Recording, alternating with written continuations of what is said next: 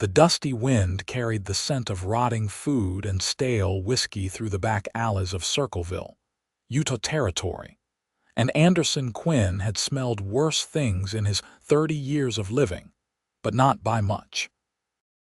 He had come into town on this scorching August afternoon in 1883 to pick up supplies for his ranch, maybe have a drink at the saloon to wash down the trail dust. But what he found behind the Two Aces Saloon stopped him cold in his tracks. A woman was crouched beside the refuse pile, her thin fingers moving through potato peels and discarded bread ends with the precision of someone who had done this many times before. Her dress, once probably blue, hung on her frame like a flour sack, and her dark hair escaped from beneath a bonnet that had seen better days a decade ago. Anderson watched for a moment, his heart constricting in his chest in a way that felt both uncomfortable and strangely right. She moved with dignity despite her circumstances, carefully selecting only what was salvageable, placing items in a cloth bag with the care someone else might show fine china. When she reached for a half-eaten apple, her sleeve rode up, revealing bruises on her wrist that made his jaw tighten. He stepped forward, his boots crunching on broken glass, and she spun around with the startled grace of a deer. Her eyes, he noticed immediately, were the color of spring violets, wide and wary in a face that was too thin but still striking. She could not have been more than 23 or 24, he guessed, though hunger and hardship had carved lines around her mouth that spoke of struggles beyond her years. "Madam," he said softly, removing his hat and holding it against his chest, "I apologize for startling you." She stood slowly, clutching her bag to her chest like a shield. "I am not stealing," she said, her voice low and cultured, which surprised him. This was no common drifter. "These are refuse items. Nobody wants them." "I was not suggesting you were stealing," Anderson replied gently. "I was going to ask if you had eaten today. A proper meal, I mean, not scraps." Her chin lifted in a gesture of pride that made something warm unfold in his chest. "That is none of your concern, sir. I manage my own affairs." "I am sure you do," he said, noting the tremor in her hands that belied her confident words. "But I am about to have dinner at the hotel restaurant, and I hate eating alone. Would you do me the kindness of joining me?" "I am not that kind of woman," she said sharply, her cheeks flushing pink. "I never thought you were," Anderson said, meaning it. "My name is Anderson Quinn. I own the Triple Q Ranch about 15 miles north of here. I came to town for supplies and honestly would appreciate the company of someone who looks like they can hold a decent conversation. I will buy you a meal, no strings attached, and then you can go on your way. Or I can leave you alone right now if that is what you prefer." She studied him with those remarkable eyes, and he could see her mind working, weighing options, calculating risks. Finally, she said, "My name is Violet Owens, and yes, I am hungry, but I want to be clear that I am accepting only a meal, nothing more." "Understood, Miss Owens," he said, then paused. "Or is it Mrs. Owens, miss?" she said quietly. "Though I was engaged once, that did not work out as planned." They walked together down the alley toward Main Street, and Anderson noticed the stares they attracted. Violet kept her head high despite her shabby appearance, and he admired her for it. The hotel restaurant was the finest establishment in Circleville, which was not saying much in a town of barely 800 souls, but it had clean tablecloths and decent food. The proprietor, a stout woman named Mrs. Henderson, raised her eyebrows when they entered but said nothing when Anderson gave her a level look. Violet sat across from him, her hands folded in her lap beneath the table, and he ordered for them both. Roast chicken, mashed potatoes, green beans, fresh bread with butter, and apple pie for dessert. When the food arrived, he saw her eyes widen, but she maintained her composure. She ate slowly, with proper manners, confirming his suspicion that she had come from better circumstances. "You do not have to tell me your story," Anderson said after they had eaten in comfortable silence for a while. "But I am willing to listen if you want to share it." Violet set down her fork and looked at him directly. "Why are you being kind to me?" "Men are not kind without expecting something in return." "Some men are not," he agreed. "But I was raised by a good woman who taught me that how you treat people when they are down says everything about your character. My mother died 3 years ago, but I still hear her voice sometimes, telling me to do the right thing." Something in Violet's expression softened. "I am sorry about your mother.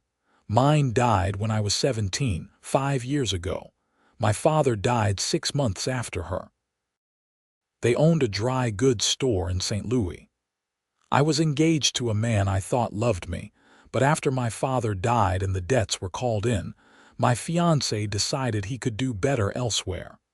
I had nothing left, no family, no money. I came west thinking I could find work as a teacher or a seamstress." "That was a year ago." "And what happened?" Anderson asked gently. "I found that single women without references or connections have very limited options," Violet said, her voice steady but her eyes haunted. "I worked as a maid for a family in Salt Lake City for a while, but the husband had wandering hands and his wife blamed me for it. I have been traveling from town to town since then, taking whatever work I can find, but it is never enough.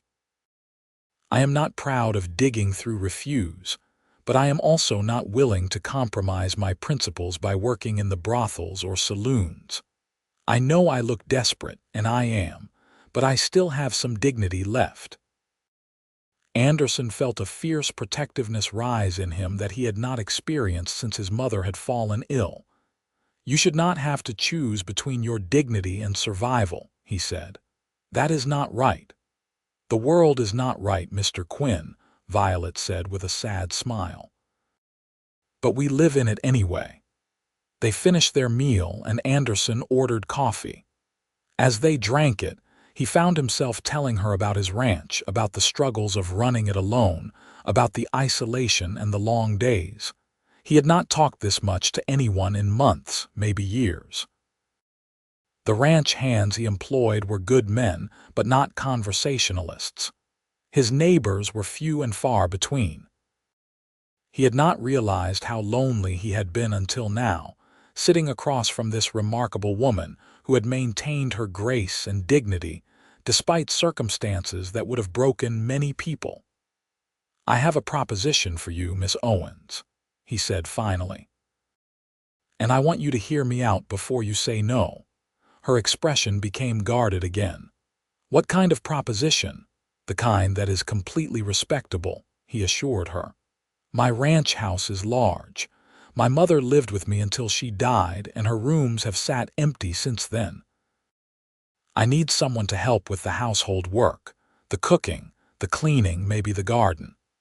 In return, I can offer you a room of your own, 3 meals a day, and a monthly wage. You would be an employee, nothing more, with your own space and complete respectability. I will even hire a woman from town to come out once a week to serve as a chaperone if that would make you more comfortable." Violet stared at him. "You are offering me employment, just like that.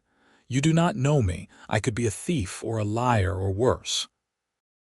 "You are not," Anderson said with certainty. "If you were, you would not be eating with proper manners or looking at me with honest eyes. You would have taken what I offered and been planning your next move already. Instead, you are cautious and questioning, which tells me you are exactly what you appear to be, a good woman who has had bad luck." She was quiet for a long moment, and he saw her throat work as she swallowed hard. "Why would you do this for a stranger?" "Because someone should," he said simply. "Because you need help and I can provide it. Because I need help and you can provide it. It seems like a solution that benefits us both." Violet's eyes had grown bright with unshed tears. "If I say yes, I want to be clear about the terms. I will work hard. I will earn my keep. But I will not be anyone's kept woman or plaything. I will not compromise my values no matter how hungry I am. I would never ask you to, Anderson said. You have my word as a gentleman and on my mother's memory. She nodded slowly, and a single tear tracked down her cheek. Then yes, Mr. Quinn, I accept your offer. When would you like me to start? We can head to the general store right now, get you some proper dresses and whatever else you need, then head to the ranch this afternoon if you are willing. Unless you have belongings somewhere you need to collect. Violet shook her head. Everything I own is in this bag, and Mr. Quinn, I cannot afford new dresses. Whatever wage you are offering, I cannot accept advances on it. I have learned that debt is its own kind of trap. Consider it part of your employment, Anderson said. You need proper work clothes. That is just good business sense. They spent the next hour at the general store, where Anderson bought her 3 practical dresses: a good coat, sturdy boots, a proper bonnet and undergarments, which he had the storekeeper's wife help her select while he waited outside. When Violet emerged, wearing one of the new dresses, a simple gray cotton that somehow made her eyes look even more purple, she looked transformed. She still carried herself with that careful dignity, but now there was something else in her expression. Hope, maybe, or the beginning of it. The ride to the Triple Q Ranch took 2 hours in Anderson's wagon, loaded with supplies. Violet sat beside him on the bench seat, her hands folded in her lap, taking in the landscape. The Utah Territory stretched out around them in shades of red and gold, dramatic mesas rising in the distance, sage brush dotting the valley floor. The August sun beat down hot and unforgiving, but there was a breeze that made it bearable. It is beautiful, Violet said softly. I have seen many places in the last year, but this land has a quality I cannot quite name. It feels ancient. It is, Anderson agreed. The native tribes have been here for thousands of years. We are just the latest arrivals. My father bought this land 15 years ago, started building the ranch. He died 10 years back when I was 20. I have been running it since then, with my mother's help until she passed. So you have been alone for 3 years, Violet said, understanding in her voice. Yes. It has been difficult in ways I did not expect. The physical work I can handle. It is the silence that gets to you after a while, the lack of someone to share the day with, to talk to about small things. The ranch hands come and go. They work hard, but they have their own lives. I had not realized how isolated I had become until today. I understand isolation, Violet said quietly. Even in a crowded city, you can be desperately alone. When they arrived at the ranch, Violet was quiet as she took it all in. The main house was built of good timber and stone, 2 stories with a wide porch that wrapped around the front and sides. There were several outbuildings, a barn that could house 20 horses, corrals, and in the distance, cattle grazing on the valley floor. It was a prosperous operation, clearly well maintained, and Violet felt a flutter of nervousness in her stomach. This was a real ranch, a real business. Anderson Quinn was not some small-time rancher barely scraping by. He was successful and established, which made his offer even more puzzling. I will show you to your rooms, Anderson said, helping her down from the wagon. Then I need to check on the stock and have a word with my foreman. You can settle in today. We will discuss your duties tomorrow. Does that work for you? That is very generous, Violet said. But I can begin work immediately if you prefer. Tomorrow is soon enough, Anderson assured her. You have had a difficult time. Take an evening to rest and adjust. He led her inside, and Violet tried not to let her amazement show. The house was beautifully furnished with solid, handcrafted pieces. The main room had a large stone fireplace, comfortable chairs, and rugs on the polished wood floors. Everything was clean but impersonal, as if no one really lived here so much as existed in the space. The rooms Anderson showed her to were on the second floor, a bedroom and a small sitting room that had clearly belonged to his mother. There was a large bed with a quilted coverlet, a wardrobe, a dressing table, and in the sitting room, a comfortable chair near a window that looked out over the valley. It was more luxury than Violet had experienced in over a year, and she had to steady herself against the doorframe. "Are you all right?" Anderson asked, concerned. "Yes," she managed. "I am just overwhelmed. This is too much. These rooms are beautiful." "They were my mother's," Anderson said. "She would be glad to know they are being used again by someone who appreciates them. Make yourself comfortable. There is a pump and basin in the washroom through that door, and I will have one of the hands bring up hot water if you would like a proper bath."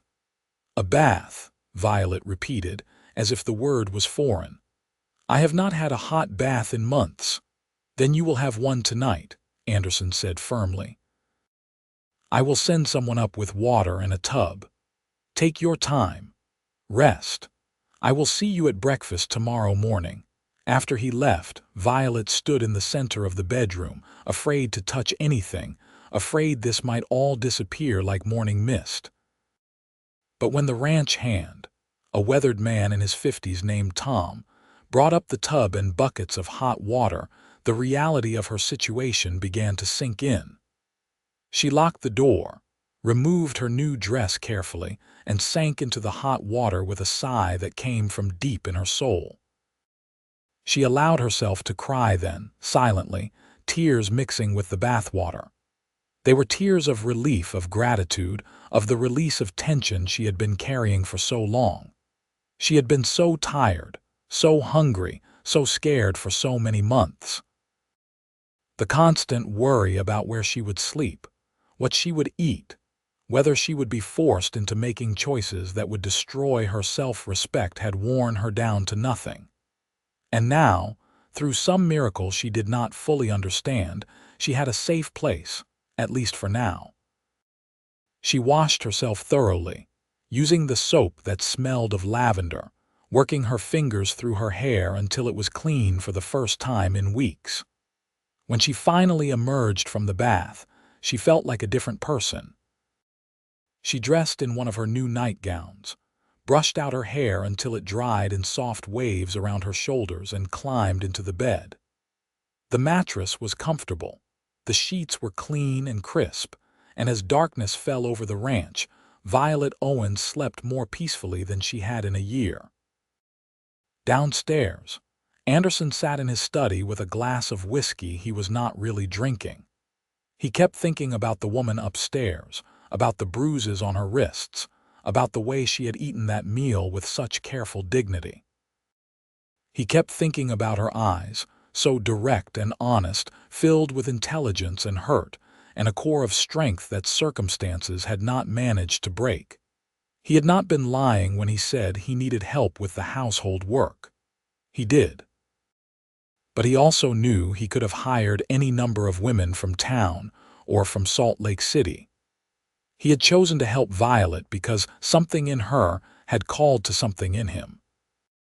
Some recognition of kindred spirits, perhaps, both of them alone in the world and trying to make their way with honor intact.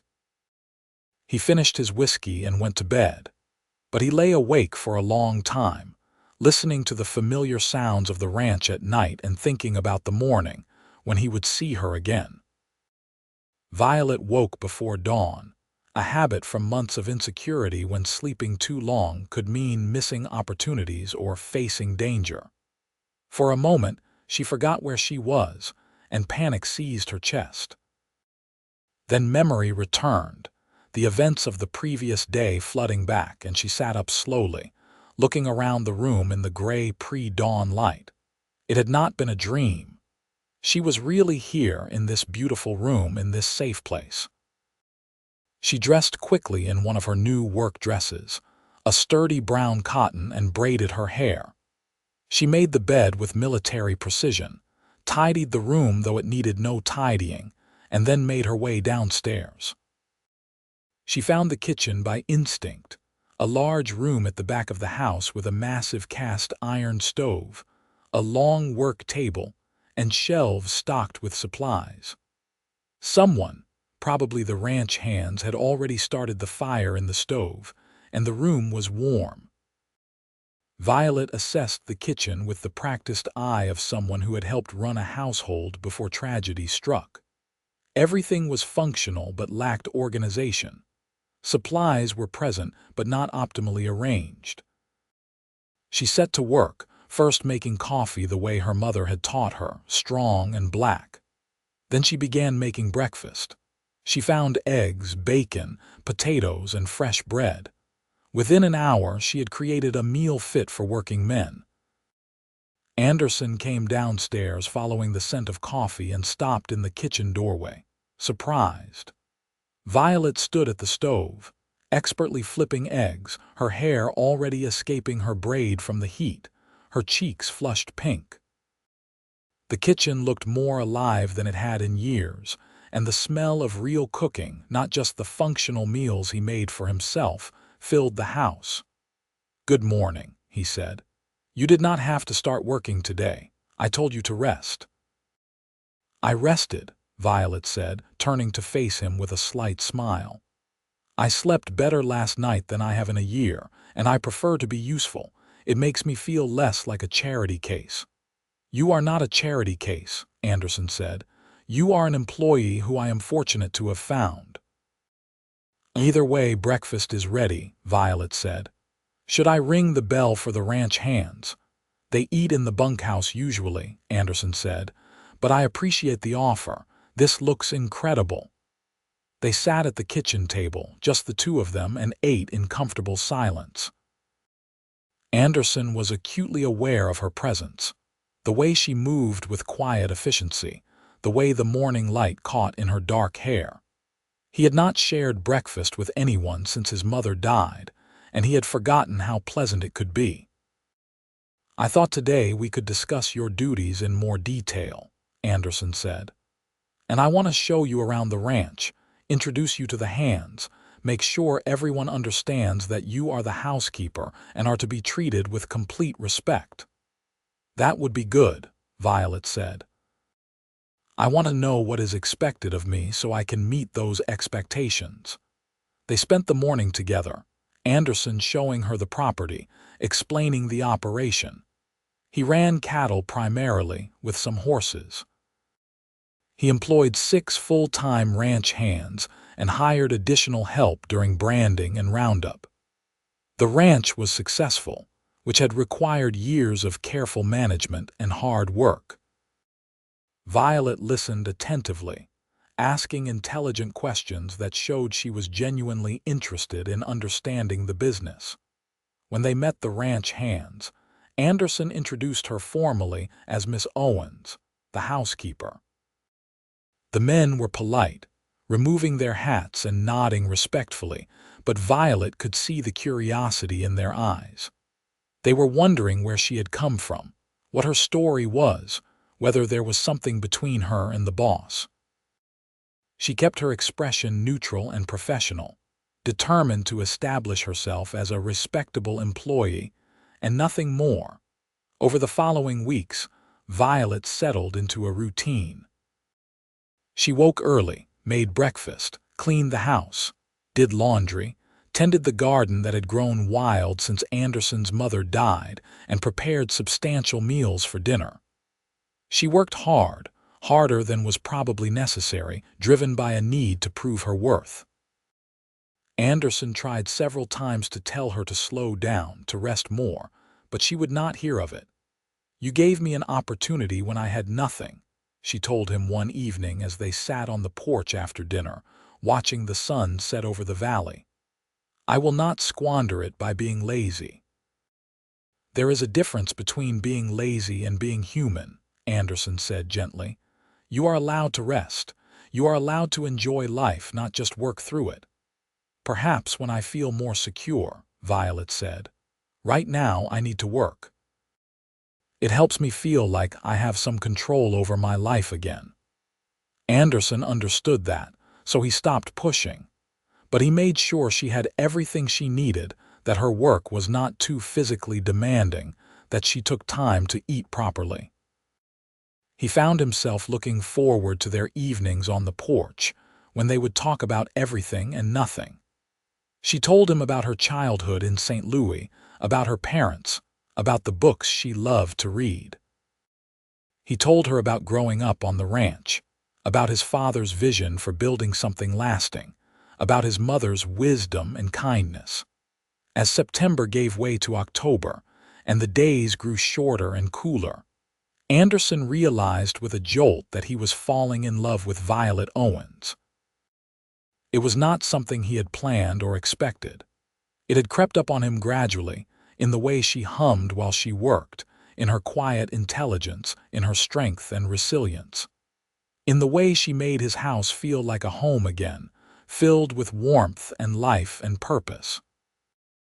In the way his heart lifted every morning when he came downstairs and found her in the kitchen, and in the way his evenings felt incomplete if they did not sit together and talk. He did not know what to do about these feelings. He had promised her employment and respectability, nothing more.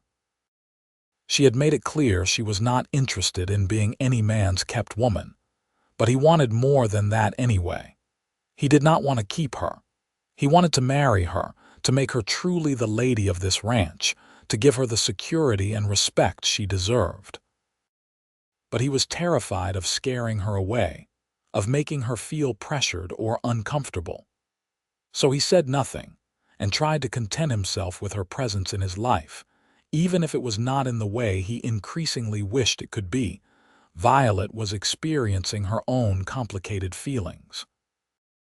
She had not expected to feel anything for Anderson Quinn beyond gratitude. He was her employer, her benefactor, the man who had saved her from a desperate situation. But somewhere along the way, gratitude had transformed into something deeper and more confusing. She found herself thinking about him constantly, noticing small things like the way his eyes crinkled when he smiled, the gentleness of his hands despite their calluses, the rumble of his laugh when something truly amused him. She caught herself watching for him, listening for his footsteps, finding excuses to be in the same room. It terrified her. She had believed herself in love once before with her fiancé in St. Louis, and that had ended in betrayal and heartbreak. She had promised herself she would never be so foolish again, never trust a man with her heart. But Anderson was different from her former fiancé in every way that mattered. He was kind without expecting anything in return. He was honest and straightforward. He treated her with respect and never made her feel lesser because of her circumstances. He was, she realized with growing certainty, a genuinely good man, and those were rarer than gold in her experience. But she had nothing to offer him. She was a woman with no family, no money, no prospects beyond the employment he had generously given her. He was a successful rancher, a man of property and standing in the community.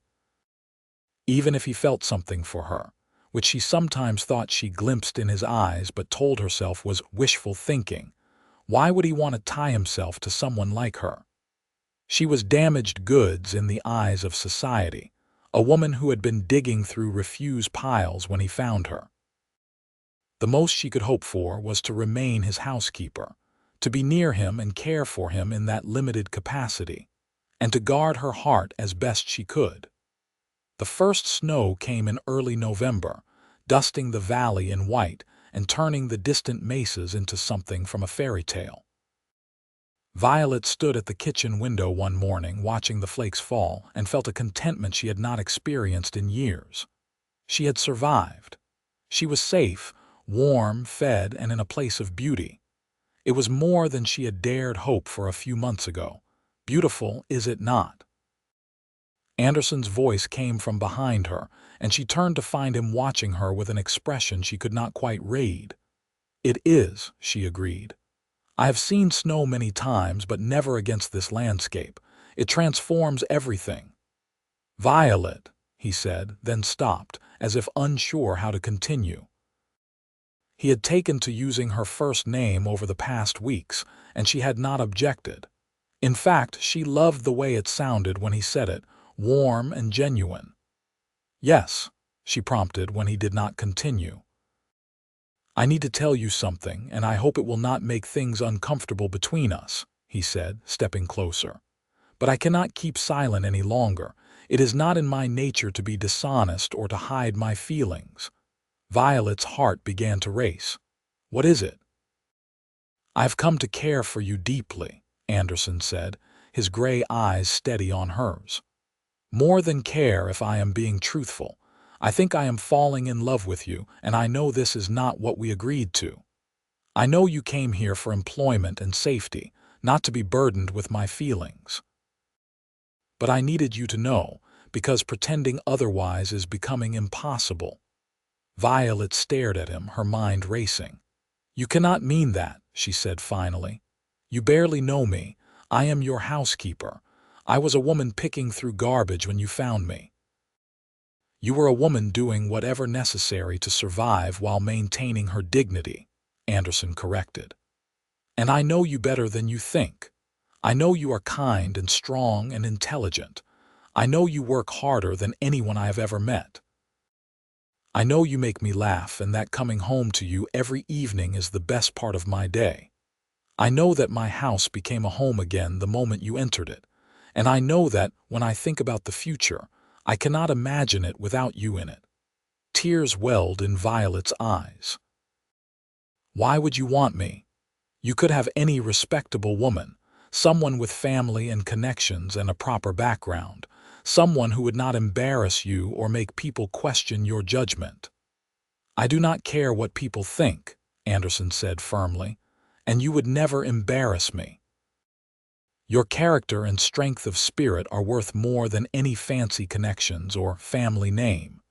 You are the most remarkable woman I have ever met, Violet, and if you feel even a fraction of what I feel for you, I would count myself the most fortunate man alive. I do, she whispered. Feel it, I mean. I have been trying so hard not to because I was afraid. I was afraid you would not feel the same, or that you would expect things I was not ready to give, or that I would be hurt again the way I was hurt before. But Anderson, I do care for you, more than I should, probably. More than is wise. He stepped closer and gently cupped her face in his hands. Then let yourself feel it. Let yourself believe that good things can happen, that people can be trustworthy, that you deserve happiness and love and all the things that were taken from you. Because you do deserve them, Violet. You deserve everything good in this world. She let out a shaky breath, and then she was in his arms, holding on to him like an anchor in a storm. He held her carefully as if she were something precious, and she felt safe in a way that went beyond physical safety. She felt safe to be vulnerable, to hope, to love. I am still afraid, she admitted against his chest. So am I, he said honestly. But I think anything worth having is a little frightening, and you are worth any risk. They stood like that for a long moment, and then Anderson pulled back slightly and looked down at her. I want to court you properly, he said. I want to do this right. Give you time to be sure of your feelings and mine. I want everyone to know that I am pursuing you with honorable intentions. And when you are ready, if you are ready, I want to ask you to marry me and truly make you the lady of this ranch. People will talk, Violet said. They will say terrible things about me, about how I trapped you or seduced you for your money. Let them talk, Anderson said. Anyone who matters will see the truth, and anyone who does not see it does not matter. I have spent 3 years alone, Violet. 3 years of going through the motions of life without really living. You changed that. You brought light and warmth and joy back into my world. I will not let go of that because of gossip. Over the following weeks, Anderson courted Violet in earnest. He brought her small gifts, wildflowers he found on the range, a book he ordered from Salt Lake City, because she had mentioned loving poetry, a warm shawl for the increasingly cold evenings. He took her on walks around the property, showing her his favorite spots, sharing his dreams for expanding the ranch, asking for her thoughts and opinions and genuinely listening to her answers. He held her hand while they sat on the porch in the evenings, talking about everything under the stars. Violet blossomed under his attention like a flower given water after a drought. The last of the thinness left her face, replaced by a healthy glow. She smiled more readily, laughed more freely, and allowed herself to believe that this might truly be real and lasting. She still worked hard, but now there was joy in it rather than desperate need. She cooked his favorite meals and mended his shirts and kept the house beautiful because she wanted to, because it was an expression of the love growing stronger in her heart every day. When Anderson took her to town in December to pick up supplies and attend the church social, Violet felt nervous. This would be the first time they appeared together publicly as a courting couple, and she knew it would cause talk. But Anderson kept her hand tucked in his arm and met every curious look with calm confidence. At the church social, held in the community hall, he introduced her to everyone as Miss Violet Owens, his housekeeper and the woman he was courting. There were indeed whispers, and Violet felt the weight of judgmental stares from some of the town matrons. But there were also kind words from people like Mrs. Henderson from the hotel restaurant, who took Violet's hand and said, "I am glad to see you looking so well, dear. Anderson is a good man, and you deserve happiness." The minister's wife, a friendly woman named Sarah Patterson, engaged Violet in conversation about books and gardening, treating her with genuine warmth and respect. Several of the ranchers' wives, women who knew Anderson and respected him, made efforts to welcome Violet into their circle. It was not universal acceptance, but it was enough to show Violet that not everyone would judge her harshly for her past circumstances. The turning point came when old Mrs. Margaret Foster, the town matriarch whose opinion carried significant weight, approached them. Violet held her breath, expecting censure. Instead, Mrs. Foster looked at her with sharp but not unkind eyes and said, "So you are the young woman who has Anderson smiling again." "I knew his mother, rest her soul. She was a dear friend. She worried about him being alone after she was gone. I think she would have approved of you, Miss Owens. You have good eyes, honest eyes. That matters more than pedigree any day." "Thank you, Mrs. Foster," Violet said quietly. "That means a great deal to me." "Anderson, you bring this young woman to tea next week," Mrs. Foster commanded. "I want to get to know her properly." Then she swept away, leaving Violet feeling as if she had just passed some crucial test. That was Mrs. Foster's blessing, Anderson said quietly, squeezing Violet's hand. "And that carries more weight than a dozen gossips' disapproval." As December deepened and Christmas approached, the ranch took on a festive quality. Violet decorated the house with pine boughs and holly, making it beautiful in preparation for the holiday. Anderson brought home a Christmas tree, and they decorated it together one evening, laughing as they tried to get the star straight on top. It was the first time in years that either of them had truly celebrated the season, and there was magic in sharing it together.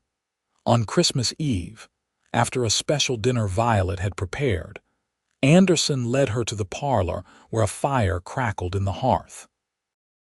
Snow was falling softly outside, visible through the windows, and the decorated tree sparkled with candlelight. He took both her hands in his and looked at her with such love that her breath caught. "Violet, I know we have not been courting for very long by conventional standards," he said. "But I am 30 years old, and I know my own heart. I have known it since the moment I saw you behind that saloon, holding on to your dignity despite everything. I have known it with increasing certainty every single day since then. You are the woman I want to spend my life with. You are the woman I want to build a future with, to have children with, to grow old beside. He released one of her hands and reached into his pocket, pulling out a small box. When he opened it, Violet gasped.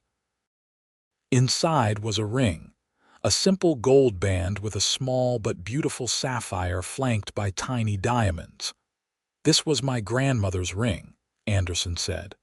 "My mother wanted me to give it to the woman I married. Violet Owens, will you marry me? Will you truly become the lady of this ranch, not as my housekeeper but as my wife?" Violet's eyes filled with tears, but they were tears of joy. "Yes," she said, her voice breaking on the word. "Yes, Anderson, I will marry you. I love you so much it frightens me sometimes, but I am learning to be brave again because of you." He slipped the ring onto her finger, and it fit perfectly, as if it had been made for her. Then he pulled her into his arms and kissed her, gentle and reverent at first, then deeper as she responded, her arms wrapping around his neck. When they finally pulled apart, both breathing hard, he rested his forehead against hers. "I will spend the rest of my life making sure you never regret this," he promised. "I know," she said simply, because she did know. With every fiber of her being, she trusted this man and his love for her. They were married in late January 1884, in the small church in Circleville with the whole town invited. Violet wore a dress Anderson had ordered from a dressmaker in Salt Lake City, a beautiful creation of ivory silk that made her feel like a princess. Mrs. Foster and the minister's wife helped her get ready, offering advice and encouragement.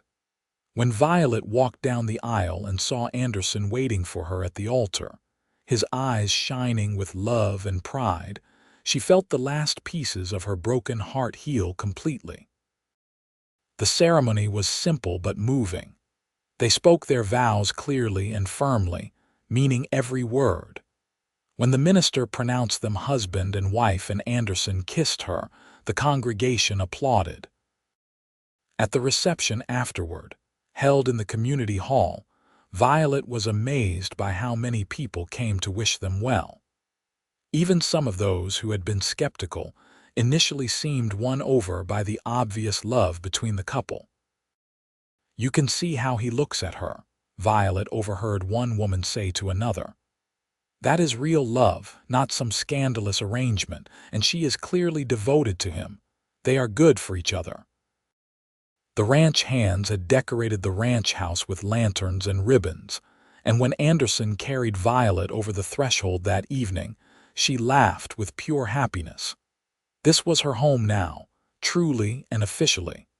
She was no longer the desperate woman gathering scraps behind a saloon. She was Violet Quinn, wife of Anderson Quinn, lady of the Triple Q Ranch. Their wedding night was tender and sweet, both of them nervous but also eager to fully express the love they felt. Anderson was patient and gentle, making sure Violet felt cherished and safe. When they finally came together, it felt like the natural completion of everything they had been building over the past months. Afterward, lying in his arms, Violet felt a peace so profound she could hardly breathe. "Are you happy?" Anderson asked, stroking her hair. "I did not know I could be this happy," Violet said honestly. 6 months ago, I was at the lowest point of my life. I had lost everything and everyone. I thought I would probably die alone and forgotten. And now I am here, married to the most wonderful man I have ever known, safe and loved and home. It feels like a miracle." "You are the miracle," Anderson said. "You survived when many people would have given up. You maintained your integrity when it would have been easier to compromise. You are the strongest person I know, Violet, and I am honored that you chose me." "I chose us," she corrected. "We chose each other, and that makes all the difference. Life on the ranch settled into a comfortable rhythm over the following months. Violet threw herself into her role as ranch wife with the same dedication she had brought to being the housekeeper, but now there was a crucial difference. She was not working out of fear or obligation. She was building a life and a home with the man she loved. She learned about ranch management, working alongside Anderson, offering ideas and insights that he valued. She made friends with the other ranchers' wives, particularly Sarah Patterson, who became a dear friend. In the spring, Violet started a proper garden, growing vegetables and herbs but also flowers, bringing color and beauty to the ranch. She also began teaching some of the ranch hands to read and write in the evenings, discovering she had a talent for instruction. It gave her a sense of purpose beyond the household work, and Anderson encouraged it, proud of her initiative and kindness. By summer, Violet suspected she might be pregnant. When the doctor from town confirmed it in late July, she cried with joy. Anderson's reaction was everything she could have hoped for. He picked her up and spun her around, laughing, then immediately set her down and asked anxiously if spinning was safe for the baby. "Anderson, I am pregnant, not made of glass," she said, laughing at his protective expression. "You are carrying my child," he said in wonder. "Our child. You are the most precious thing in the world to me, Violet. I am going to worry. It is my job as your husband." The pregnancy was not always easy. Violet experienced morning sickness that lasted well into her second trimester, and the summer heat was oppressive. But Anderson was unfailingly supportive, holding her hair when she was sick, bringing her cool drinks, reading to her in the evenings when she was too tired to do anything else. The ranch hands tiptoed around her as if she might break, which she found both amusing and touching. As her belly swelled and autumn arrived again, almost exactly a year since she and Anderson had begun falling in love, Violet often thought about how much her life had changed. She would stand at the window, her hand on her growing stomach, looking out at the land she now considered home, and marvel at the journey that had brought her here. From the depths of despair to the heights of happiness. From scavenging for scraps to carrying the child of a man who loved her completely. It was almost too much to comprehend. In late February 1885, on a cold night when the wind howled around the house, Violet went into labor. Anderson sent one of the hands racing to town for the doctor and Mrs. Foster, who had assisted with many births, and then held Violet's hand through the contractions, looking more terrified than she had ever seen him. "You do not have to stay," she gasped between pains. "This is not something men usually witness." "I am not leaving you," Anderson said firmly. "We are in this together, remember."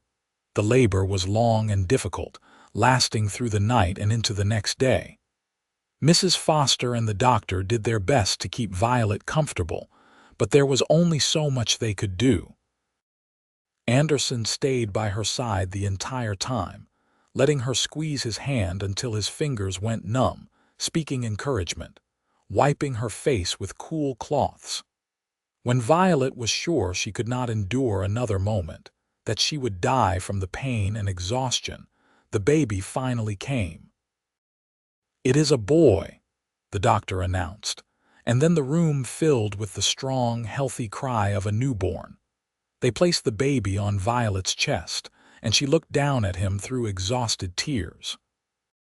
He was perfect, with a shock of dark hair and strong lungs that proclaimed his displeasure at being forced into the cold world. Anderson leaned over them both, his own eyes wet, and traced a gentle finger down his son's tiny cheek. "He is beautiful," Anderson said hoarsely. "You are amazing, Violet. You are so strong. I am in awe of you." They named him Thomas after Anderson's father, with the middle name of James after Violet's father. Thomas James Quinn. He was baptized a month later in the same church where his parents had married, with half the town in attendance. Violet held her son during the ceremony, feeling the weight of him in her arms and the weight of responsibility and love in her heart. She was someone's mother now. She had created life with the man she loved. It was humbling and exhilarating all at once. Motherhood suited Violet, though it was exhausting in ways she had not anticipated. Thomas was a demanding baby, wanting to nurse frequently and possessing powerful lungs when he was unhappy.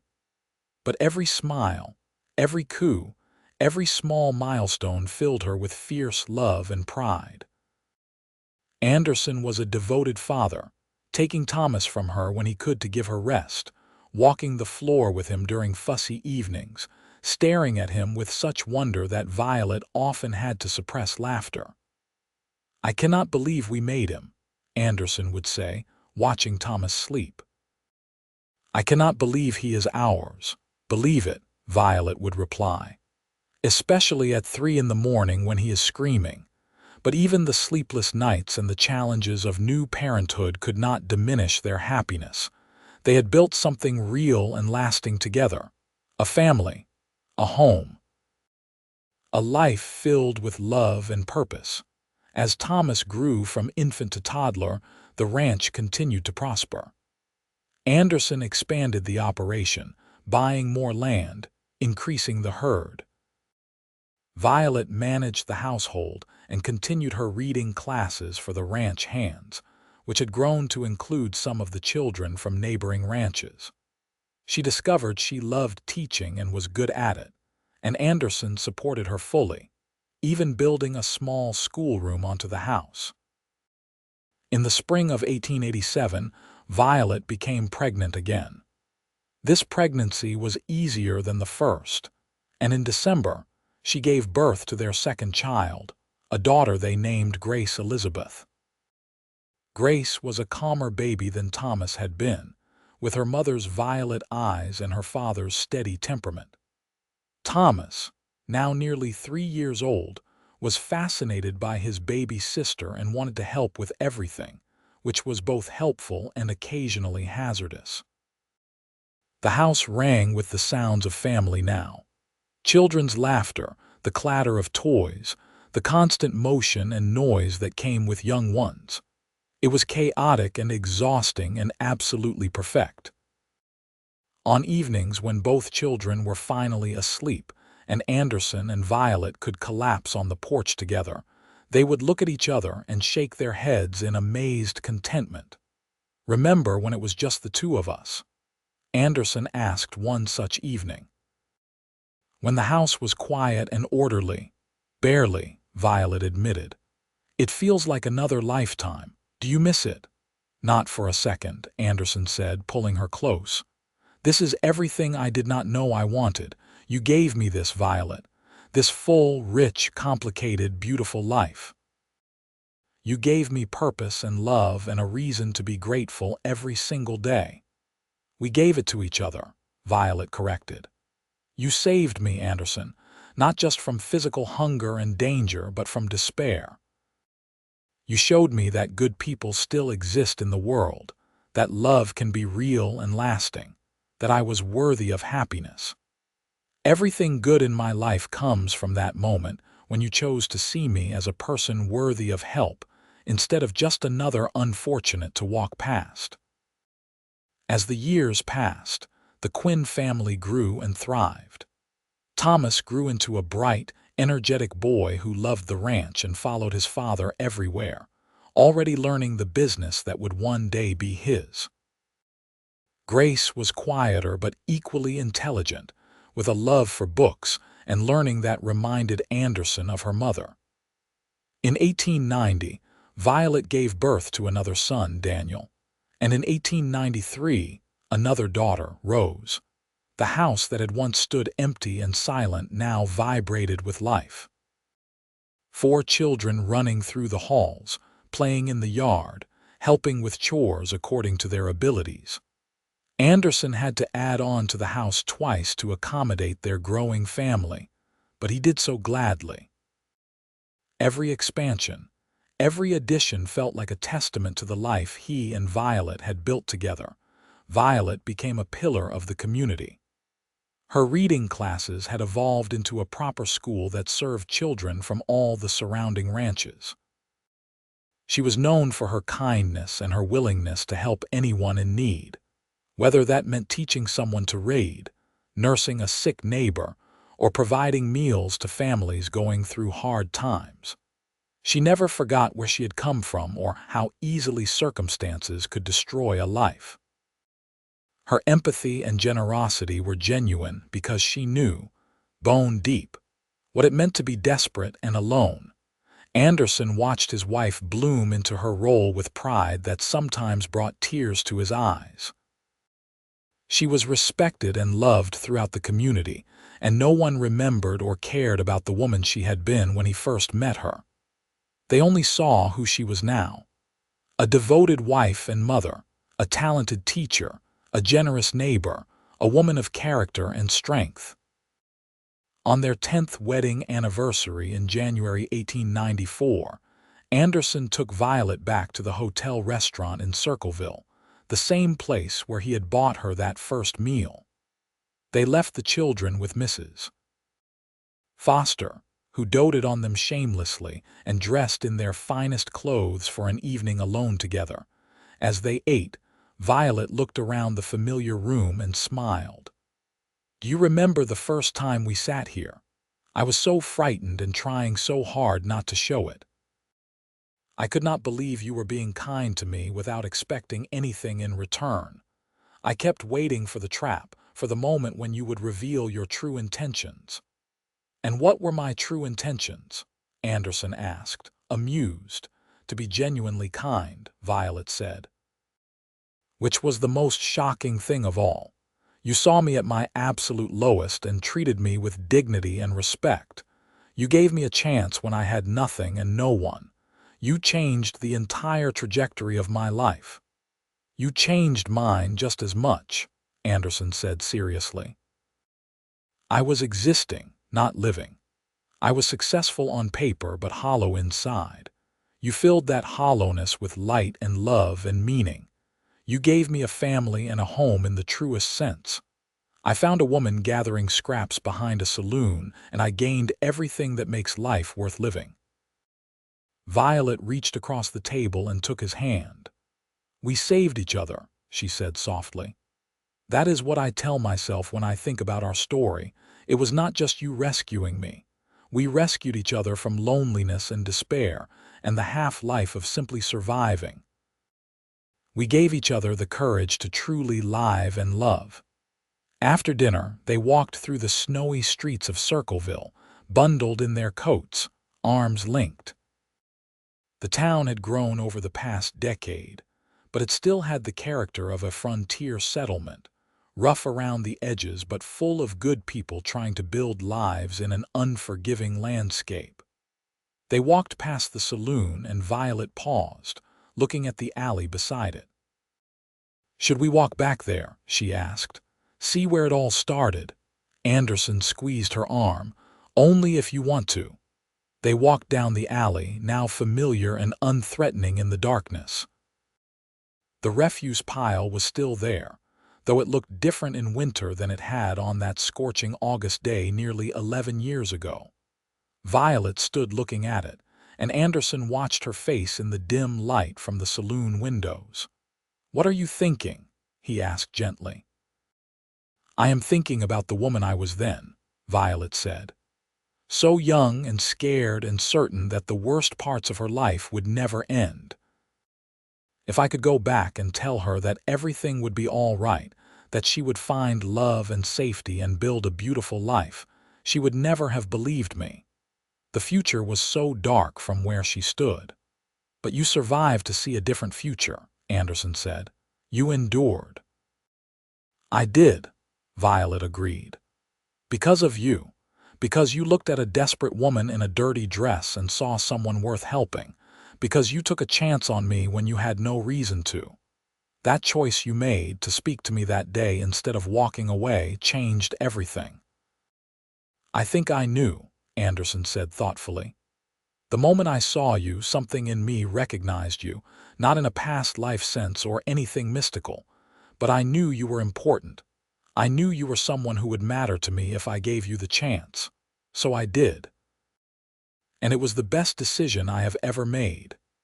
They walked back to the wagon hand in hand, the snow crunching under their boots. On the ride home, Violet leaned against Anderson's shoulder, content and warm despite the cold night. The stars were brilliant overhead, the kind of deep winter sky that seemed to go on forever. They could see the lights of the ranch in the distance, and Violet felt a rush of love for that place and everyone in it. When they arrived home, Mrs. Foster reported that the children had been angels, though the glint in her eye suggested this might be a slight exaggeration. After thanking her and seeing her safely on her way, Anderson and Violet checked on each of their sleeping children.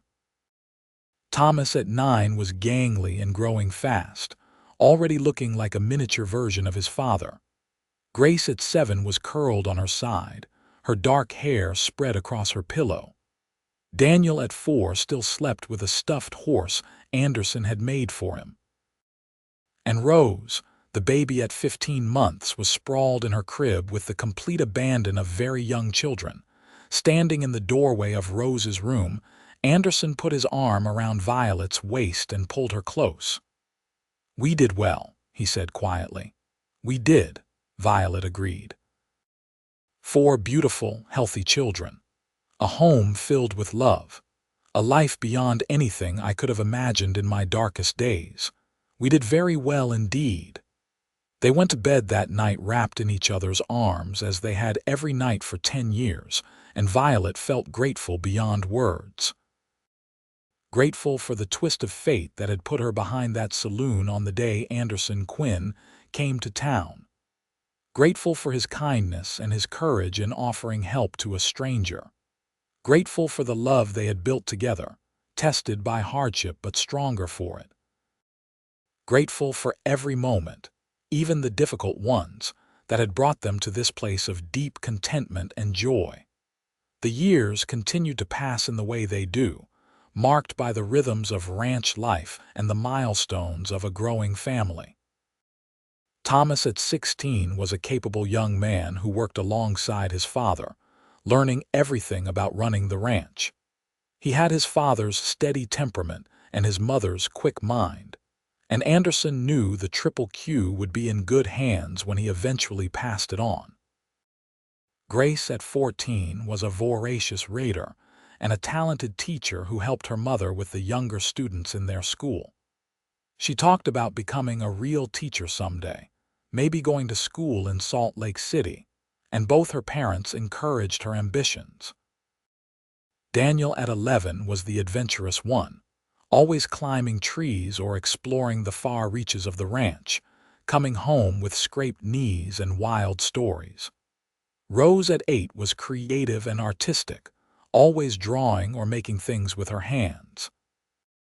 The house was full of her artwork, and Violet treasured every piece as if it were a masterpiece.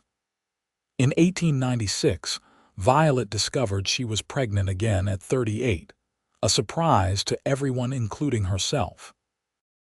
That pregnancy resulted in twin boys, Matthew and Mark, who added another level of chaos and joy to the household. By the turn of the century in 1900, Anderson and Violet had been married for 16 years and had 6 children ranging from 15-year-old Thomas to 4-year-old Matthew and Mark. Anderson was 47, his hair graying at the temples but his body still strong from years of ranch work. Violet at 40 retained her beauty, though her face now bore the lines of a life well lived, laughter and worry etched into her skin in equal measure. Her eyes still held that remarkable violet color, though they were now framed by fine wrinkles that Anderson loved to trace with his fingertips.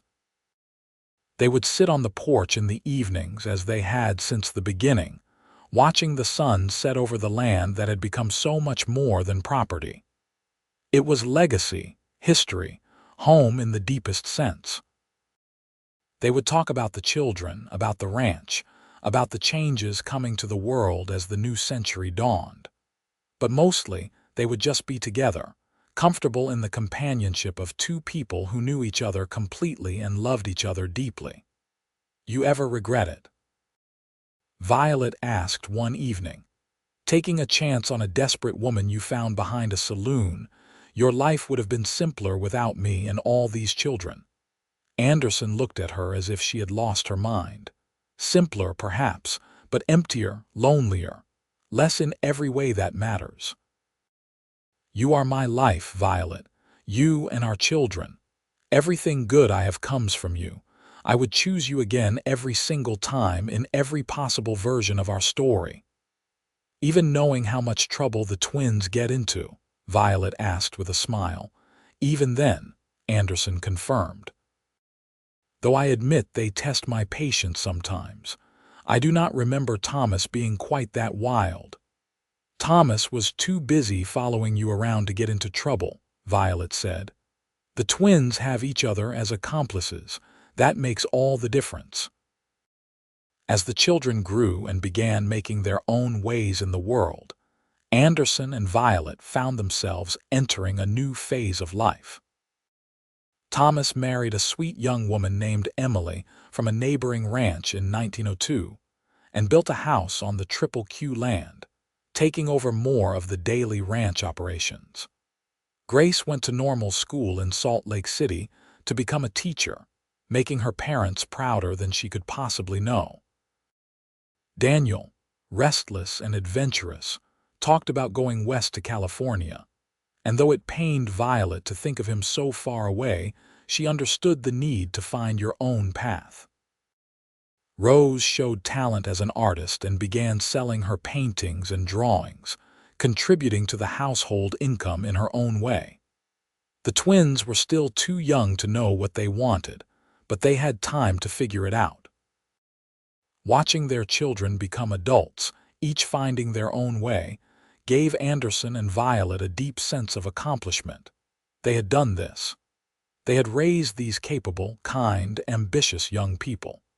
They had created a family from nothing, from a moment of kindness in an alley behind a saloon. In 1905, Thomas and Emily had a baby, a little girl they named Violet after her grandmother. When they placed the infant in Violet's arms, she cried tears of joy. A grandmother. She was someone's grandmother. The girl who had dug through refused to survive was now the beloved matriarch of a growing family. It was almost too much to comprehend. Anderson watched his wife hold their granddaughter and felt his heart might burst from fullness. This was what life was about. Not wealth or property or success in business, though those things had their place. Life was about love and family and the connections that bound people together across generations. It was about choosing to be kind when you could have walked away. It was about seeing the worth in someone others had overlooked. It was about building something beautiful from unpromising beginnings. As Anderson and Violet entered their 60s, the ranch continued to thrive under Thomas's management. They had more grandchildren as their other children married and started families. The house that had once been too quiet was now regularly filled with grandchildren running through the halls, their laughter echoing in the same spaces where their parents had played decades before. Holiday gatherings required multiple tables, and Violet would stand in the kitchen, preparing food with her daughters and daughters-in-law, watching the chaos with deep satisfaction. On their 30th wedding anniversary in January 1914, the family threw them a large celebration. Nearly 100 people attended, filling the barn that had been decorated for the occasion. There were speeches and toasts, music and dancing, and an overwhelming outpouring of love and respect for the couple who had become such important figures in the community. When it came time for Anderson to speak, he stood with Violet beside him and looked out at the assembled crowd. 30 years ago, I married the love of my life, he said, his voice still strong despite his 61 years. But our story started 6 months before that, on a hot August day when I found a woman behind a saloon. She was in a desperate situation, but she carried herself with dignity and strength. I offered her a job, but she gave me so much more. She gave me a home, a family, a reason to wake up grateful every morning. She took an empty house and filled it with love. She took a lonely man and made him the happiest husband and father imaginable. He turned to Violet, taking her hands. "You are the best thing that ever happened to me, Violet Quinn. You are the miracle I did not know I needed. I found a woman gathering scraps behind a saloon and I made her the lady of my ranch, but truly, you made me the lord of something far more valuable. A family, a legacy, a life rich with meaning and joy. I love you more today than I did 30 years ago, and I will love you more tomorrow than I do today. Thank you for choosing me, for trusting me, for building this remarkable life with me." There was not a dry eye in the barn, and when Anderson and Violet kissed, the crowd erupted in applause. They danced together as they had on their wedding day, older and slower now, but with the same love evident in every movement, every glance. Their children and grandchildren watched, seeing the living proof that true love existed, that it could endure and grow and create something lasting. As the years continued, Anderson and Violet aged gracefully together. They took walks around the property they both loved, moving more slowly but still enjoying the beauty of the land and the peace of each other's company. They sat on the porch in the evenings, holding hands and watching the sunsets, often not needing words because they had said everything that mattered over decades of marriage. They played with their grandchildren, passing on stories and wisdom and love. In 1920, on a warm spring evening, they sat together on the porch as they had thousands of times before. Anderson was 67, Violet 60. They had lived long, full lives, rich with love and purpose. The sunset was particularly beautiful that evening, painting the sky in shades of gold and pink and purple. "You remember what I told you the first night you were here?" Anderson asked, his voice quieter now but still warm. "About how the land felt ancient." "I remember everything about our beginning," Violet said softly. "Every word, every moment. I remember being so frightened and trying so hard to be brave. I remember thinking you were too good to be true.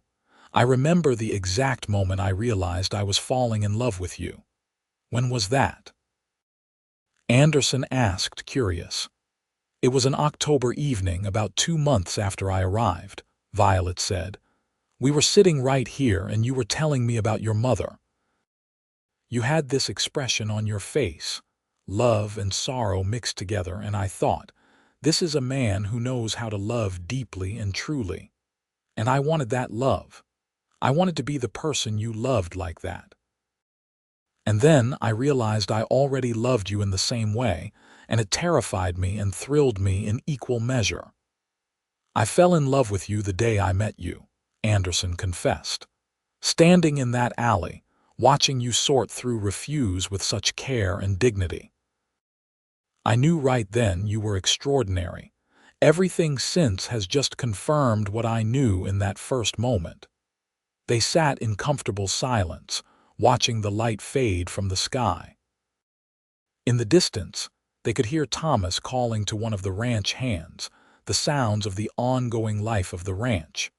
Closer by, they could hear the laughter of grandchildren playing in the yard, the sounds of family, of continuation, of legacy. "We did well, did we not?" Violet said, echoing the words Anderson had spoken so many years ago. "We did better than well," Anderson said. "We built something beautiful from nothing. We created love where there was loneliness, family where there was isolation, home where there was emptiness. We turned a moment of kindness into a lifetime of joy. I could not have asked for more from life." "Neither could I," Violet agreed. You gave me everything, Anderson. Safety, love, respect, purpose, family. You saw me when I was invisible to everyone else. You valued me when I had nothing to offer but myself. You loved me when I was most unlovable. That is the greatest gift anyone has ever given me. As the last light faded and the stars began to emerge in the darkening sky, they remained on the porch, two people who had found each other against all odds and built a love story that would endure long after they were gone. Their children would tell their grandchildren about them. How Anderson Quinn had found Violet Owens behind a saloon, how he had offered kindness when he could have walked away, how she had accepted his help and given him everything in return. How together they had built the Triple Q Ranch into not just a successful business, but a home filled with love spanning generations. It was a story of redemption and hope.